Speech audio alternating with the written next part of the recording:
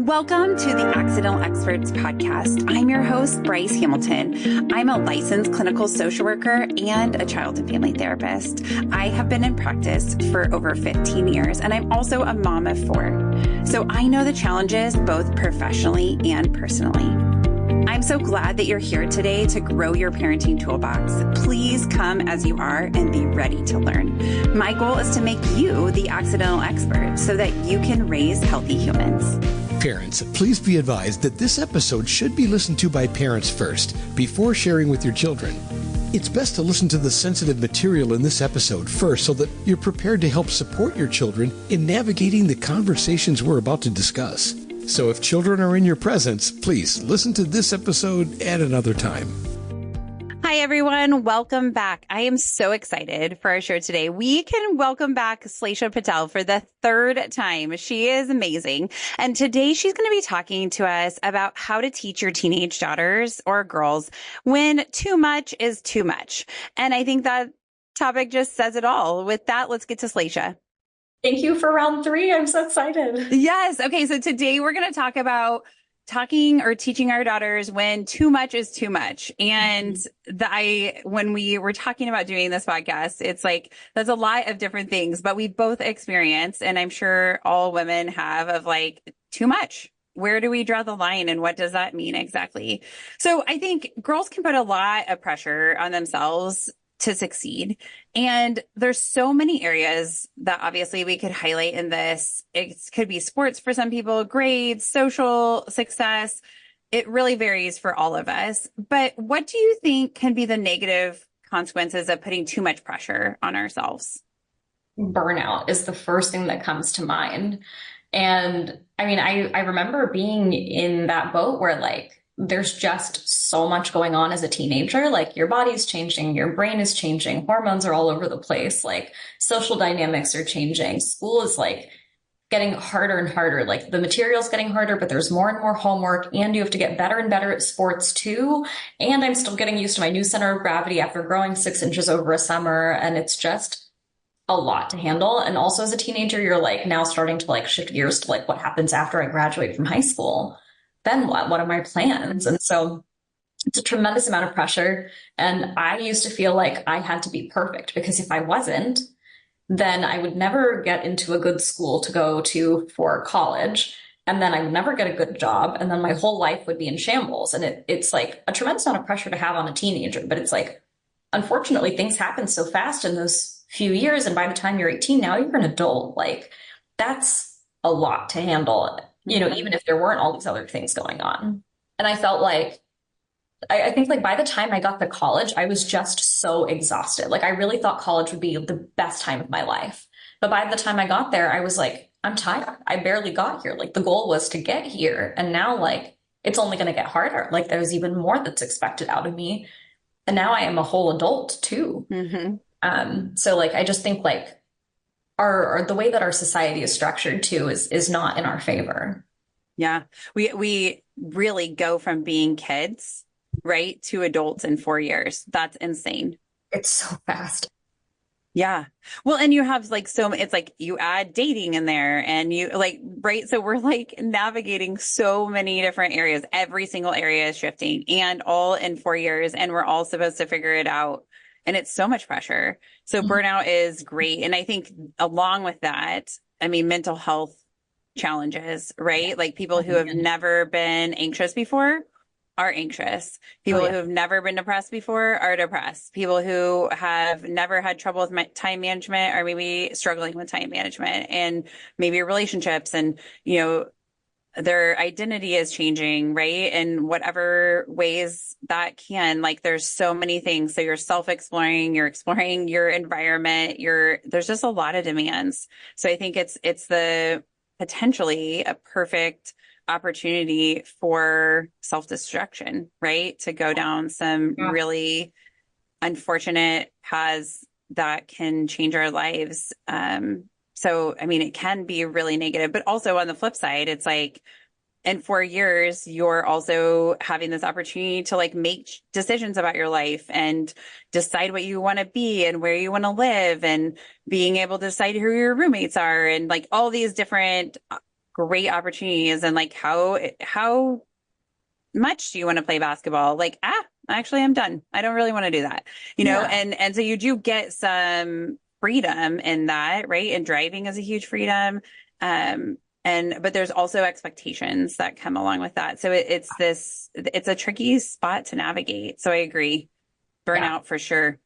Super tricky. And I mean, you make a great point. Like I had my first depressive symptoms when I was, around 16 or 17 years old. And it's like it came all of a sudden and it really felt like there wasn't anything that warranted it. Like I didn't have anything like traumatic or tragic that happened in my life, so to speak. But I think like just like a lot of too much is too much. And it all kind of added up for me. Hmm. Yeah, absolutely. So what do you think parents need to be aware of in terms of pressure and their daughters? I think that sometimes it's hard to understand that your kid is getting pressure from every possible angle. It's even if you're a chill parent and you feel like you're not really putting pressure and you're just there to support your kid, like your kid is getting pressure from like their teachers, their counselors, their coaches, their friends, social media now, themselves. Like they have Hmm. expectations for themselves of the person that they want to become and what they want to do with their life. And so I just feel that like just knowing that it's a scary time for them, they may not be able to like feel that they can share all those things because they know that these are expectations that are set. Like there's no way out of some of these things. So Hmm. why bother even bringing it up? Hmm. So just understanding that like they're in a really tough spot and anything that you can do to kind of like help them talk about it more or help them problem solve it when they want that is huge. Yeah. So bringing up like checking in, right? Doing these Mhm. kind of like pulse points of like how are things going, which is sometimes hard because it looks like on the outside as a parent like it's fine. Like everything's fine. They seem happy, right? But like checking in to be like how are you feeling, right? And a lot of times I'll ask my kids that I don't have any like true teenagers yet, but I'll ask them like, how was your day? Like what feeling did you have most? And like how would you rate that? So like 0 would be none of that feeling, 10 would be the most. It's like are you super happy? Right? Are you really? Mhm. Or is it like I'm a too happy? Because that's not very happy. I mean, it's still happiness, right? Yeah. But it's like what's getting in the way of that? Because I would say your normal is like a 5, right? So like Mhm. Mhm. where did something not go how you expected, right? To be more curious versus just taking the outside appearance. Because it's easy to do. Like with the hustle of life, it's easy to just be like, okay, that's good. Everything looks fine. Right. And you know that your kid's not alone. Like there's also like, dozens of other children that are in the exact same boat. And so you're like, oh, this is just how things are going. Yeah. Yeah. So getting curious about that part. And I think maybe some kids do need some more scaffolding in terms Mhm. of getting themselves to their full potential. But there's a lot of kids who really don't need a lot of that. Like intrinsically, they are more pushing themselves for perfection, right? So then you amplifying that might actually cause more negative impacts than positive ones. So thinking about like they, get back a B on their math test and a B in my mind is great, right? But if I'm a parent who's like, I expect an A, or maybe my kid normally gets an A, I'd say like, hey, how are you feeling about that math test that you did the other day? And they're like, oh, I got a B. And it's like, okay, like, how do you feel about that? I feel really Yeah. good because it was super, super hard. It's like, okay, amazing. That's great. Or they're like, I feel really bad about it. Tell me about that. Why do you feel bad? Well, I didn't manage my time very well. And so I didn't get to study as much as I should have. And so I think I could have done better. And then, my question next would be like, what would you like to do about that? Are there any choices here? Right? Because sometimes you get a retake. Because I mean, as a parent, I'm Yeah. not reading my kids' syllabuses. And so I don't know what their syllabi say. And, Yeah. so it's like, I don't know what all the options are. And they may not want to use it on that, right? Like a B is still good. So they may say, I'm going to hold on to that, right? Because of whatever reasons and just being curious about that. Like, oh, okay, cool. Tell me what helped you to make that decision. But it's allowing them. I mean, if our kids are failing, obviously there's something not right there, right? Like we should want to succeed, especially in school and in life. And so getting curious about like, it seems like you're feeling sad a lot of the time. Can you help me to understand what's going on? Or like, what feeling are you having that you don't want anybody to know about? right? Like that kind of part, Yeah. sometimes opening those like deeper questions. Like, is there anything that you happened today that like you wish that you could redo or Mhm. you would want to erase from your day? And I don't ask those questions every day, but like every once in a while to just get a barometer about like how things are going. But I think the pressure that we put on our kids sometimes can be too much. Oh yeah, completely. I already know that like I'm gonna be a parent that applies a little bit of pressure because unfortunately, like my husband and I both grew up with like relatively strict parents. Like if he got a 98% on an exam, like they would literally be like, "What happened to the other 2 points?" Like that was their first question, and that was their response, and so they were really expecting perfection. Hmm. And then on the flip side, I was only rewarded or praised when I did really exemplary and exceptional work. And so Hmm. anything that felt middle of the road, like a regular A, was not enough. Like an A plus, okay, now I'm going to say that you did a good job. Hmm. And so it's like we just grew up in this like environment and this like own structure of like promoting that perfection and them really truly thinking that we would be nothing in our lives without that level of exemplary marks and Yeah. grades and feedback from teachers. And so like it's just it was kind of a lot to handle and I think like I will probably slowly be breaking away from that mentally Hmm. um, with my own children because it's not like my parents won't be around. Like I'm hoping that they're going to be around. Sure. Yeah. And so like I know that they'll still be a part of their lives. And so it's kind of like kind of course correcting a little bit and making sure Hmm. that, you know, my own kids will feel supported. Yeah. Well, and as grandparents, that role changes a ton, right? So like grandparents are not generally expected to take care of the kids academically when they Mhm. are the grandparent role and not the parent role, right? Like things shift in that, so that's good. But then also like I think, parents can also let their parents know how we're doing things differently. Mhm. Like I know that we did it like this, but like this is the type of way that we're going to handle this situation. And it's hard. Those conversations can be so hard, but so valuable. And the sooner you address it, the sooner that other person, whoever it is, learns how to do it differently in your kid's life. So it's like That's if game changing, being guys. talking about those things like grades, right? Like we want to support our kids if they think they did a good job. And so then your parents can easily get behind that idea. And so can other, grandparents and relatives of like, or we're Yeah. not going to talk about grades. We're going to talk about what successes they've had, right? Or how I can support them or like what skill I have that they'd like to learn.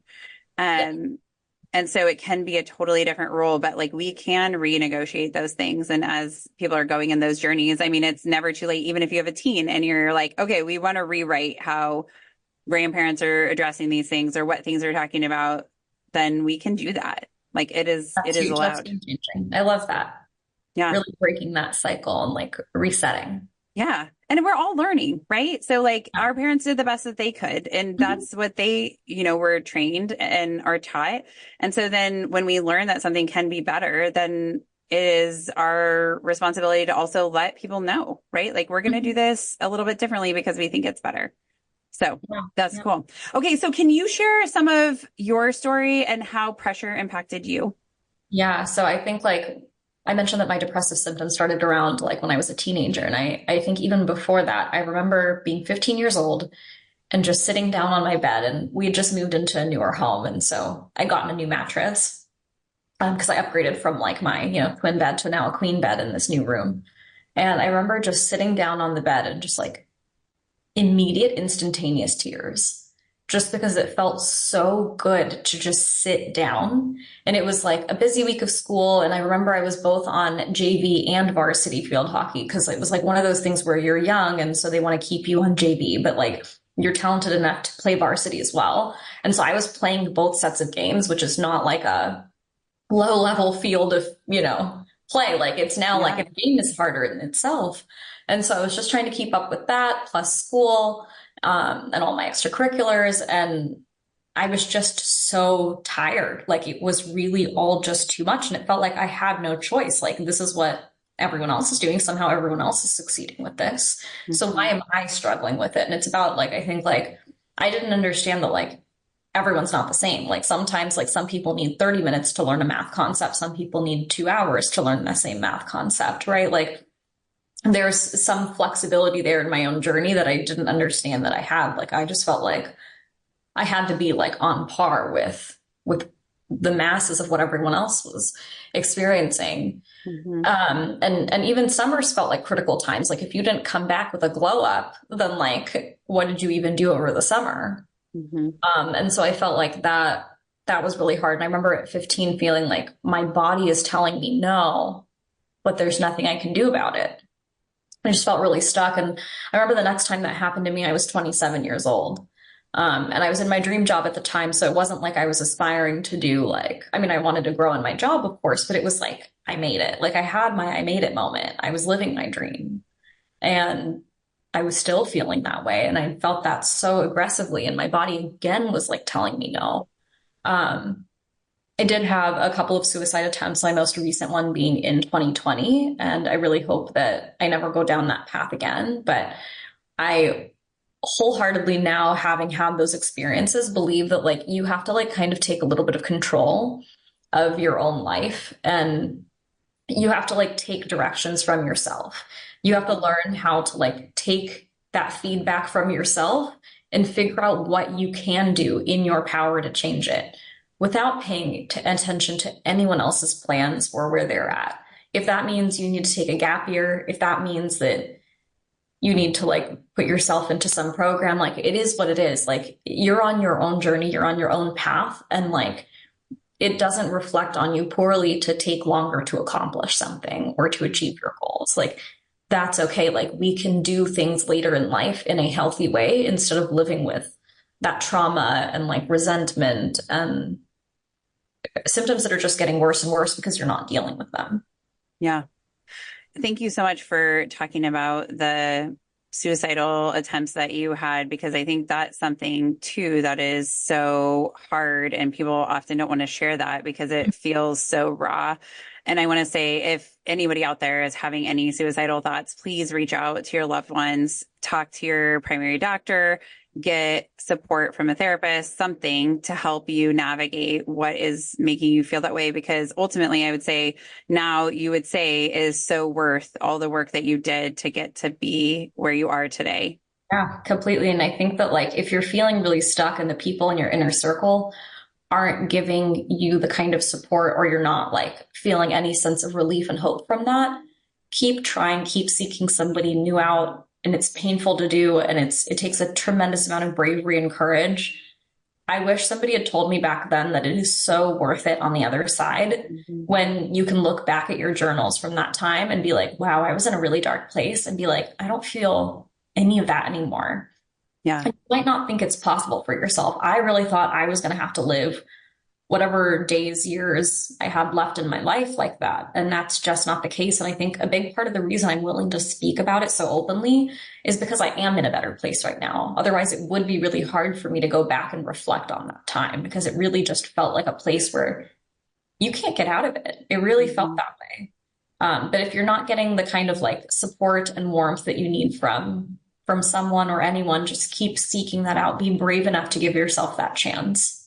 Yeah. It's worth it. It's so worth it, Yeah. right? To get to the place where you're feeling better. And I think, you know, there's the suicide hotlines, right? There's people to talk Yes. to. You can do texting now, which I think is great to offer that resource, because sometimes we feel like we can't talk about it, but we could text about it.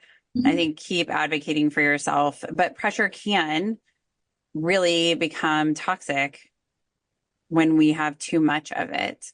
Yeah. Um, what do you think we can do to help our daughters manage pressure? I think that it comes down to like really having a lot of empathy without expectations. So creating an open and supportive dialogue where you really show your daughter that you have absolutely no judgment and you just want what they want. Even if it's not exactly what you want, just showing them that it is, so that they feel safe enough to bring up what they need to bring up so that you can actually help them. Just knowing that like nothing is more important than their life. And so really bringing that as a first priority, and everything else can wait. And really just knowing that everything that you do, your every move, even like how your face reacts to something, is going to stick with them and can really like ruin their whole week. Like they really may be fighting for their life just based on a simple facial expression that you made. If they don't know how to read it, or if they do and it's not what Mhm. they want to see, just knowing that like you need to approach this with all the love and empathy and kind of leave your own personality at the door for a second just to really be there for them because you've worked this hard to raise this child. So at this point, like you're clearly invested. So in order for them to really succeed, like just helping them, helping yourself help them Mhm. is really, really critical. I think that I wish my parents would have been willing to take more drastic risks with me. I think they thought like, so my dad grew up in poverty in India. Like he was separated from his family. He's a refugee of Burma. And so he was lucky to have an education. And so when he put me in this school, he's like, this is the best school in this area. Like I'm spending all my money on this private school for you. And so he thought, this is my dream for you. Mhm. Maybe it wasn't the right path for me. It was for my brother. My brother had a great experience, but I think every kid is different, Mhm. and every situation is different. And I think for me, like just either taking a gap year at some point within high school or after high school or switching schools would have been like a game changer for me because it would have at least made me feel just that little ounce better. And when you're that dark and that deep in it, that little ounce is all you need. Mhm. You just need a little bit to get you a little bit further. I'd already skipped a quarter of my junior year. And so at that point, it wasn't like, what do we even have to lose at this point? Mhm. So I just wish that like we had been willing to take more risks and at least engage in a conversation. Like at that point, like for me, it wasn't a conversation that I could have had with my parents. Like they were not willing to have that. So just know that Mhm. like as a parent, like if you are willing to have conversations with your children and like I know they're young, but they really know what they're talking about. They know how they feel. And if Yeah. they're willing to communicate that with you, if they're willing to present ideas to you, they're not crazy. Like they really do know what they're talking about. And it's important Mhm. for parents to like entertain that conversation. Yeah. Yeah. Listening, right? Gathering more data, understanding, right? Talking about your concerns as a parent, right? Mhm. But ultimately, like making the decision together. I mean, obviously, depending on the age and what the circumstances are, but I think yeah, we have to allow our kids and our teens to like trust themselves. Ultimately, Mhm. that's going to be one of the best gifts that we can give them is the Yeah. ability for them to navigate situations in the future without us, because unfortunately, we will not survive this life, right? We're not going to Yeah. make it out alive. And so that is something that I think about too is like, how do we teach our kids how to problem solve through this? What options are here? And it is scary to take big risks with our kids. I Mhm. mean, it is scary, right? Because what if it fails? But Yep. what if it doesn't? Yeah. Right? Like, and a lot of times I know that for me in my own life, I don't know if this is true for you, like the scariest, the times where it's like, this is the end. It's over, This is right? it. Like, Like we're like done. this is Back it. in the We're bag. done. Yeah. Yeah. Like, have been the times that have been the best and most transformative. Like when I've been put in a situation where I have to do something I'm really scared of, it Yeah. actually has a lot of times opened me to something really great, right? Yes. Like when I changed my major in school, right? Like I was like, oh my gosh, right? Like this is going to Yeah. be the end. And, like changing friend groups or changing schools or whatever it was, right? Like those things are really hard and scary. But I think if your kids are saying things that are talking about their path and their journey and what they're wanting and they have a direction with it, we definitely need to consider what they're saying.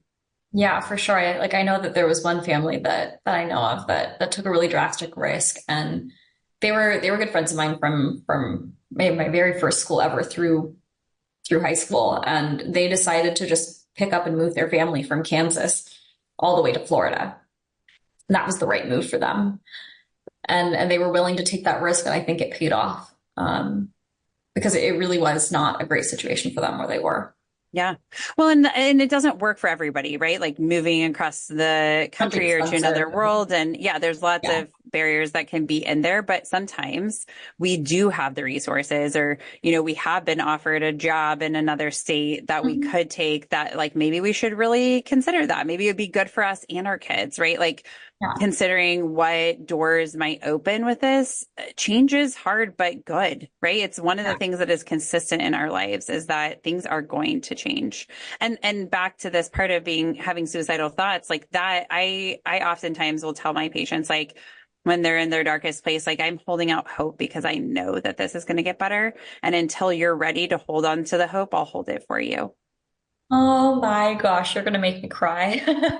I just love that. Yeah, because I mean, really, it's like I believe, right? Like I know that it's going to get better, but it's like sometimes when you're in the middle of it, you can't see it. But Yeah. the perspective that yeah, when I am on the outside and as a therapist who's had lots of families and seen lots of kids and teens and adults, like I know that it gets better, right? Like, but it's hard to hold on to that hope when you're in the middle of it. And a lot of times I'll ask them, is it okay if I hold on to this for you?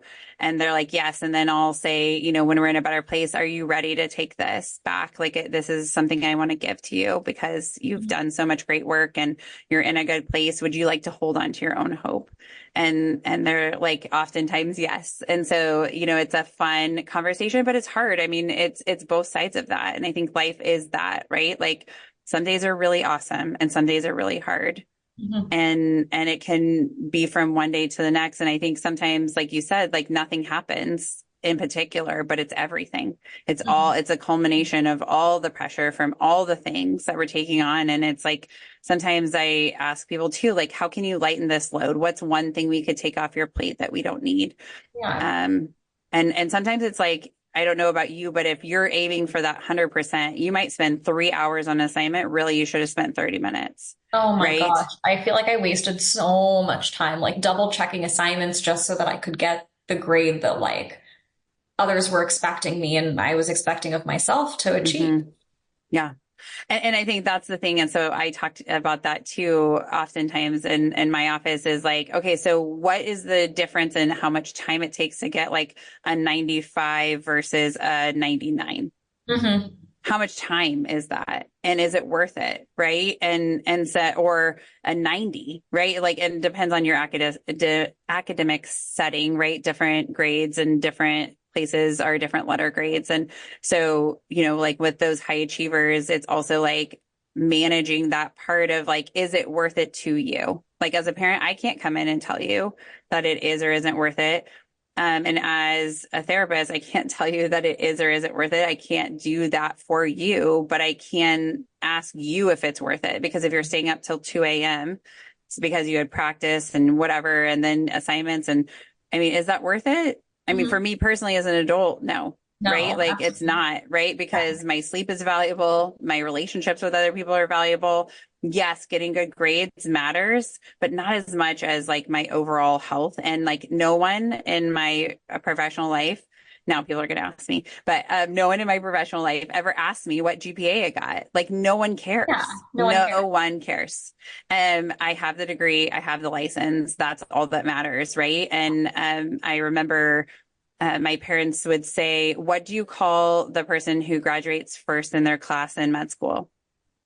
Doctor. Do you know what they call the last person that graduates in their med school class? Doc. Doctor, Yeah. right? Same, right? Like, and obviously that is a whole different thing and what residencies and all the things, right? Yeah. But that you get the same title. Yeah. You And just so I make it think through it. it's right. And so sometimes it's about like recognizing when you graduate from high school, if you were the valedictorian or you were the last person in your class of 400, you're number 400. Okay. You all still walked away with the exact Yes, same you diploma. all got the same diploma, right? Recognizing that piece. So, what do you think parents might forget about what it's like to be a teen? I think like there are times when you feel like you have absolutely no control. And it's like you're constantly being told what to do in so many different aspects of your life. And so just knowing that it's like absolutely exhausting sometimes, it's draining sometimes, and like sometimes just being like, if you want your kid to come over to the kitchen table, like sometimes that takes effort. They might be sore from a Mhm. sports practice, like just understanding that they have little control and they're dealing with a lot. And so giving them that little ounce of grace whenever you can. Yeah. So maybe meeting Okay. them more where they are, right? Like, or Yes. noticing that you're like, hey, come to the table, and they don't. It's like, hey, what's getting in the way? Like, what's Hmm. making that hard for you to come over here right now? And it may Yeah. not be physical, it may be emotional, or maybe just tired, or maybe they didn't hear us, right? Of just like giving that space to understand instead of jumping to the conclusion that we know exactly why they're being so disrespectful and not getting up to Yeah. come to the table of like being curious and compassionate. I love grace. Yeah. I feel like with rebellious teens, which I think like I had like a little bit of a rebellious era where I just thought it would be fun, you know, to test out the waters. It did not go so well for me, but Yes. but it's just it's not in my DNA to be like that. But like just maybe trying to figure out what the root of some of that is, where Hmm. that's coming from. Yeah. Well, and I think, we don't recognize even with little kids, but especially with teenagers, it's like we don't have a lot of control, right? Yeah, Like we get up, we follow the rules, we do the routine to get to school, to go to school all day, to follow the rules, to come home, to go to sports practice or whatever. And then also following our family's rules. And it's like, where is their choice? Where is their yeah. autonomy? Where's their Where are we? freedom? Yeah, where can we give them a little bit of that control back? Yeah. Right. And being more flexible in that. And not that we have to do it in everything, but I think it's the conversation and finding the things that are meaningful for them. Because what might be autonomy that I want may not be meet the same threshold for you of autonomy, or feeling like your parents are giving you some space or control. And so like it's really about talking to each of your kids about what they need, right? Or how you can support them on that day or this week, or like, hey, this week is going to be super busy. What can I do? And they're like, I really want lasagna. And you're like, okay, so can we do that Thursday? Because that's how it's going to work out. And then it's like, we're talking about that because that feels supportive for them. Yeah. Or it might be, like I'd rather wait to do my chores until the weekend. And it's like, okay, can we make that work? And it might be like, well, we still need the dishwasher unloaded, or negotiating through that, because as adults, we negotiate through things. We say, Yeah. oh, I actually can't do that. But sometimes we forget to give our kids that same human grace of Mhm. like, they have a lot on their plate. And the more we are curious and know about it, the more we can give that grace. I like that. Yeah, for sure. Um, what would you want to say specifically to teens around balancing things in their life? What do you want them to know? I would just say like trying to be in touch with yourself, like finding that analytical side to yourself is such a valuable skill. Listening to your body, listening to yourself, figuring out what feels good, what doesn't, what's exhausting, and what you could do for yourself to problem solve through things for yourself. Like, hey, like my life would be a million times better if I just stopped playing the guitar.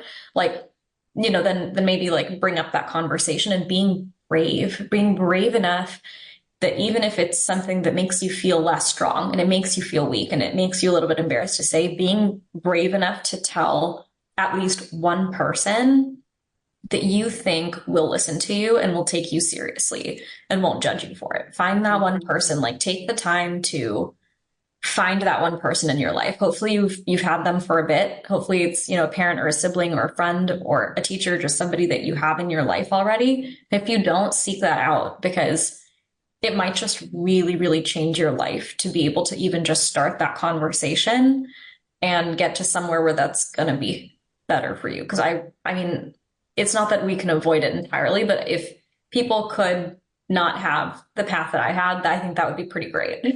I talk about my mental health struggles in hopes that like it just helps one person avoid this kind of pain and trauma. Mhm. And if you feel like maybe you have a parent or two parents that are not quite aligned with what we're saying right now, helping them find resources to kind of change their perspective and their understanding of what maybe a relationship with a parent and a kid could be like. Yeah, because it can be so lovely. It, Mm-hmm. it can be something that is like transformative. I love it when I see parents who have teenagers or adults that have a really healthy relationship and their kids are talking to them about a lot of things. I'm not going to say everything because I think Yeah, that's probably not possible. realistic. Maybe, Yeah. right? Like, but I think just shooting for honesty and that we are open enough to hear what they have to say to be able to help them problem solve. Because, while we're around, it's nice if they want us to help teach them or work through things. But I think the way that we do that is by coming at it from a way of hearing what they have to say actually listening to what that is and Yeah. then getting curious about that part. Yeah, it's a journey, right? Journey. Yeah. And it Yeah. might be shaking your parents' world if you're like asking them to sort of like shift some of their more like foundational perspectives on things. Like I know Mhm. for my parents being immigrant parents and coming from a completely different world, and same with my husband's family, like it's like what they grew up with, like it's just like what's here is just completely different for them. And so I think it is like a process and it is a journey. And my parents have been very curious and very excited to kind of learn a new culture, and like they're very much so immersed in the world that I grew up in. I think that my husband's parents came about a decade later, so they're at a completely different stage in that journey. But they're still on that journey. And so I think like every parent is willing to do that for their kid. And so just like I think as a kid, if you have a situation like that, then just help your parent help you. You have a little bit of power in that realm. Yeah. Well, and maybe it's also giving our parents grace, right? To understand Yeah. that they are not going to know all of the things or do it right every time, and to be able to say like, "Hey, can we do this differently?" Or like, "When you do it like this, it feels really good for me," or "It's really hard when it goes like this. What other ways can we come up with?" Or right? Like to Yeah. be curious about that part as a kid too, to say, why do you think you responded like that? Like what was that for Mhm. you? Right. Yeah. And to understand, because as parents, we're coming to this table with all of our stuff too, whether it's a different culture. I mean, this is a new experience every year. I'm like, always like, I haven't ever raised a whatever Yeah. before. Like, I haven't raised you on this day before. So, like, I'm still learning.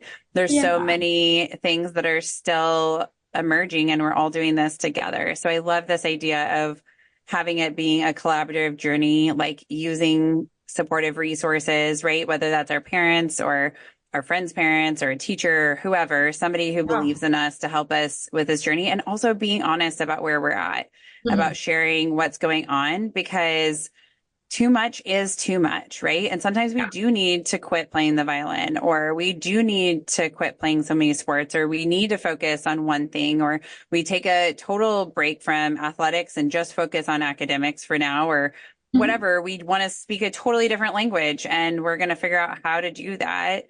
And and as parents, we can be part of this team. So I love this idea. I love that. It's like acting as a unit as opposed to like separated individuals. Yeah, which I think is really the goal, right? Like Yeah. it's about us being collaborative, working together to help raise ourselves, but then also raise our Yeah. kids. So That's thank you ultimately what takes again. pressure. Yes, exactly, exactly. Thank you again so much for all of this. Like all these conversations we had have been lovely. So I'm so excited that you came back for the third time. Oh my gosh, thank you for having me. Such a dream to be here again. Thanks again, Slesha. That was fantastic information. I am still thinking about all the things we just talked about. I know that too much can be too much, obviously, but helping our daughters to identify when that is and to set boundaries and to prioritize what their body is telling them and to listen to themselves was such fantastic advice. And I think we all can do that better in modeling that for our kids, but also just supporting our teens and setting boundaries and allowing themselves to identify what and when and how things are going to go that have values for them, right? Like if soccer is too much, then let's sit down and talk about it and figure out what can we change here. If they're struggling with academics, how do we help support them? With that, I will say thank you so much for your time today. I'm so glad that you showed up to grow your parenting toolbox today. We would love for you to rate and subscribe to our show. Please follow us on Facebook and Instagram and YouTube. And also keep the emails coming. We are loving all the emails with all the suggestions for topics to accidentalexperts@gmail.com. Thank you so much and have a fantastic day. Some words from our legal team.